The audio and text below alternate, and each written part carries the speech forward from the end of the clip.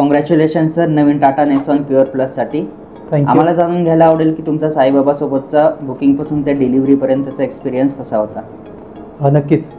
खूप छान असा एक्सपिरियन्स होता. म्हणजे आम्ही खूप शोरूम वगैरे फिरलो होतो नेक्सॉनसाठीच. आणि परशुराम सरांनी आम्हाला बुकिंगमध्ये खूप हेल्प केली. त्यांनी पूर्ण फीचर्स किंवा ते गाडीचे काय बेनिफिट्स आहे तुम्ही घेतल्यावर सगळे एक्सप्लेन केले. त्यानंतर बुकिंग केल्यानंतर युनिक असे की बा तुम्ही बेल वगैरे वाजवायची, मग ते सगळे काँग्रेस करता आपल्याला. ते एक चांगला एक्सपिरियन्स होता.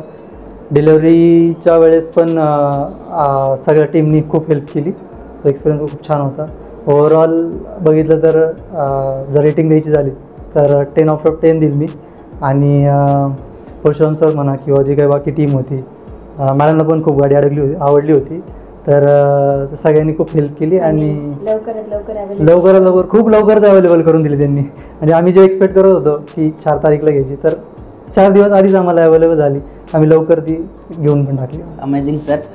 मला अजून एक जाणून घ्यायला आवडेल की तुमच्यासमोर इतर ब्रँड्स अँड कॉम्पिटिटर्स असताना तुम्ही टाटा नेक्सॉनच का चूज केली? आता टाटा म्हटलं की सगळ्यांना माहितीच आहे, देश का लोहा. त्यामुळे ते सेफ्टी एक होतंच.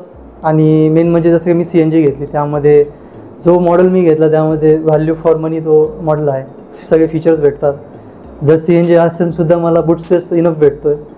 आणि पॉवरसुद्धा टर्बोचार्ज असल्यामुळे पॉवरसुद्धा छान भेटते. त्यामुळे नेक्सॉन किंवा टाटा हेच रिझन आहे की मी सिलेक्ट केलं. Great sir.